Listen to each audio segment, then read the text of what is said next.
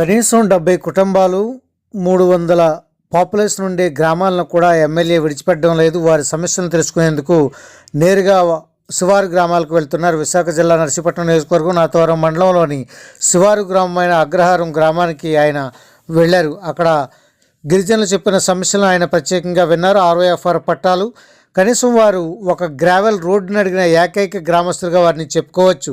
అంగన్వాడీ కేంద్రానికి సంబంధించి site sanction చేసి కట్టేవారు లేకపోయారని గ్రామస్తులు తెలియజేశారు. అయితే వారందరికీ కూడా సమస్యలు పరిష్కరించేందుకు ఎమ్మెల్యే హామీ ఇచ్చారు. కార్యక్రమంలో గ్రామ నాయకులు సత్యనారాయణ, శ్రీను, విఆర్ఓ, కార్యదర్శి, ఫారెస్ట్ అధికారులు, అంగన్వాడీ వర్కర్ వెంకటలక్ష్మి తదితరులు పాల్గొన్నారు.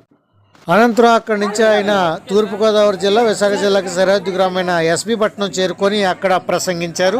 వారి సమస్యలను తెలుసుకొని సమస్యలు తక్షణ పరిష్కారానికి ఆయన అధికారులను అడిగారు.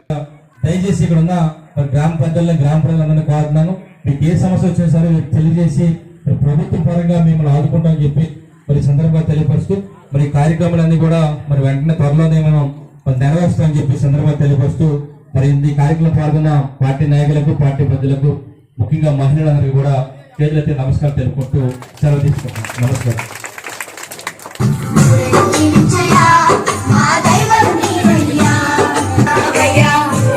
నియోజకవర్గంలో మొట్టమొదటిగా నాతవరం మండలంలోని మారుమూల గ్రామాలన్నీ తిరిగి వారి సమస్యలను తెలుసుకునేందుకు, సమస్యలు పరిష్కరించేందుకు సిద్ధంగా ఉన్నామని నర్సీపట్నం ఎమ్మెల్యే పెట్ల ఉమాశంకర్ గణేష్ తెలిపారు. దాంట్లో భాగంగానే నాతవరం మండలంలో వైఎస్ఆర్సీపీ నాయకులను కలుపుకొని ఆయన ప్రత్యేకమైన కార్యక్రమాన్ని చేపట్టి గ్రామాల్లోకి వెళ్ళి పథకాలు అన్నీ అందుతున్నాయా లేదా అనే విషయంపై ప్రత్యేక కార్యక్రమాన్ని చేపట్టారు.